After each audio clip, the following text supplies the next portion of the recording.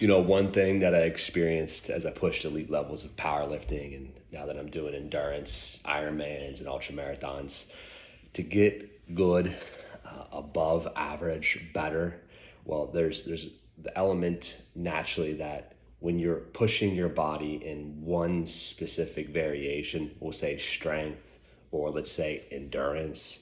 Well, if you're doing strength, your endurance naturally suffers from it. You become out of balance because you're pursuing something that is out of balance, trying to get the human body as strong as it possibly can.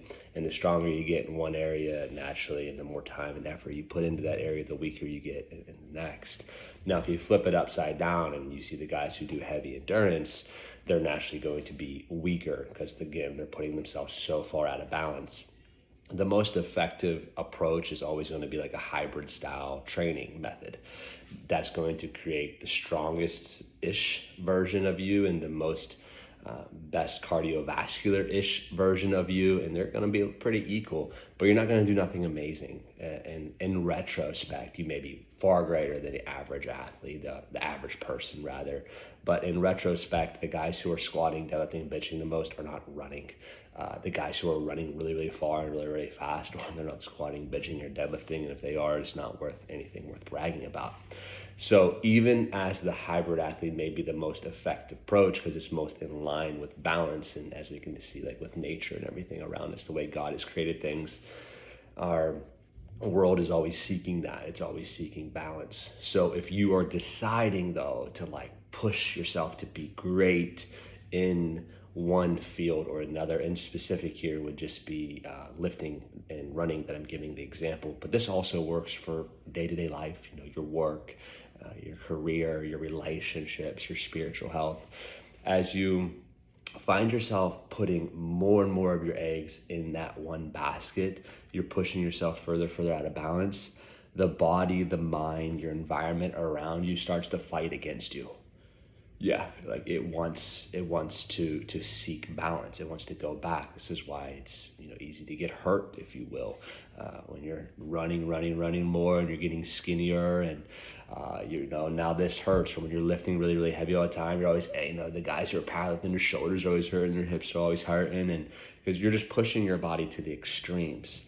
And that's, I think, why we love it so much as spectators and watching people do the miraculous. Is we just recognize that, like, how much it takes, how gifted that individual has to be. But one thing that I've noticed is, like, when I'm pushing myself to that limit, in powerlifting I can speak into, and strength training because I pushed really, really far to elite levels. Endurance, I'm still dabbling. And as I push those levels, and as I'm pushing the endurance level now more and more, into 50K, then now 100K, and 75 plus miles, I'm pushing closer to 100 miles. I just feel my body hurting. I feel my mind wanting to like rest. I'm yearning for like ease, and everything in my environment is fighting me to go run more and to get more of those efforts in, because naturally the body wants to, and the mind, it wants to seek balance. But you have to push past that. There's if you want to achieve something great, whether it's great from the grand scale of what everyone else sees and thinks is great, a 700-pound squat, or something great to you even, which could be like, for something like me right now, would be like a 100-mile run would be great for me, but plenty of people run 100 miles, but to me, that's great. I'm pushing myself so far to balance. I'm so uncomfortable. My body's hurting. It's telling me so many things. No matter how much you want to rest and do the things, it's just when you push yourself to those levels, aches and pains and cricks and cracks, it all comes with it. You have to learn to callous. You have to get tough, man. Like, you have to toughen up your mind. Like, you're going to have aches and pains, and you have to learn how to work around them. You have to learn how to warm them up better so you can just go get your session in. And I find a lot of people never actually reach their full potential in whatever specific nuanced goal that they've created for themselves. They haven't actually reached their potential because their body starts to hurt. Their environment starts to fight against them. It's harder to find time to get longer runs in. Like, for instance, last night, I couldn't find time throughout the day, but little man had basketball practice, so I just ran around the complex while there's basketball practice. Like, my environment starts fighting against me to finding the time, so I have to really be strategic with getting that time to be able to accomplish those goals that I have for myself. So this is all just a big encouragement to you guys. Like as you're pushing past balance, as you're pushing big high schooler today, as you're pushing yourself to the extreme, you need to recognize that there's going to be pain, there's going to be struggle, there's going to be adversity. You're going to need to callous the mind. You're going to need to callous the body. You need to be openly and willingly accepting pain. It's simply part of the process. And in doing that, you'll start to achieve things that you never imagined you can achieve. This works in the career as well. Like when you're pursuing your career really, really far and you're crushing it and you're like up early and you're up late, the environment starts to fight against you. So that would be like your family is like, hey dude, where you been? And you're like, well, I'm grinding it out for us and I'm trying to get it. But yet your life is trying to seek balance. That's why there's tension there between your family. So as I say all this and to kind of like put a bow on it, that doesn't necessarily mean it's the most optimal. It doesn't mean it's the most effective way of going about life and anything. But if you want to achieve something great, it does require you to just push past that. It requires you to get creative. It requires you to have short-term sacrifice or sometimes long-term sacrifice. So before you set goals, like knowing what you're about to be getting yourself into. When I was starting my career and I was starting from nothing, I had no balance. I couldn't have balance in order for me to survive. And with that, I'm working 16 plus hours a day. I'm not present at home. And it caused a ton of friction within my day-to-day life and my family dynamics and my relationships. And it was a massive struggle point and contention, for years. And finally, I was able to get out of that and create better systems to get myself in a better place and more predictable place within the business. But that was a sacrifice that I needed to make for that duration of time. The problem is a lot of us make that sacrifice over and over and over again, and we actually never go back to what would be like balance. And I think we know that story. I think we all know that story. And so like, there's gotta be a check down eventually, right? If you've ever competed, like your very peak is not where you hold yourself. Like you check down to that 80% or whatever it is. The wonderful spot of balance though, is like, as you push extremes, your balance is reconfigured. So all of a sudden, if you're pushing really, really far, running, lifting, whatever, okay, me for lifting, like I was benching 465.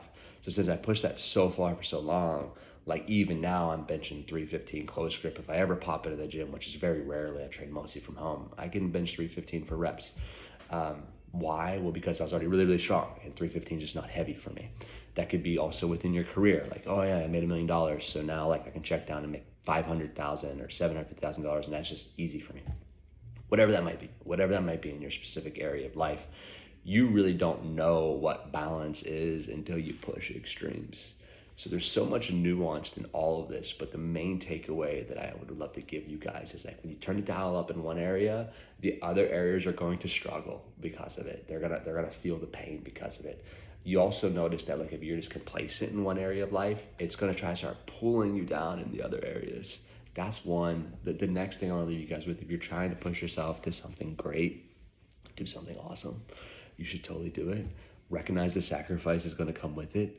Be willing, especially if you're a father and running businesses, be willing to be creative. You got to get very creative with your approach, especially if it's in the fitness world. And a little bit more on the fitness, but also just in life in general. Like when you're out of balance like that, your environments will fight against you. It will be challenging. It will be feeling like you're swimming upstream. It's gonna be hard. I don't think nobody talks about this enough.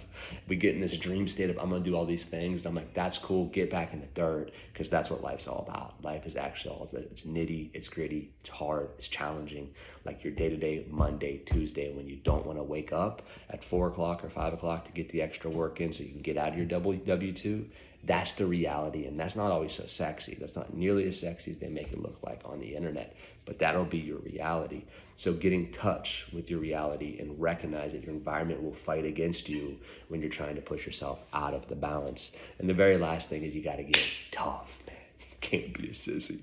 You have to do hard things. You have to be willingly meeting these challenges head on, openly, willingly.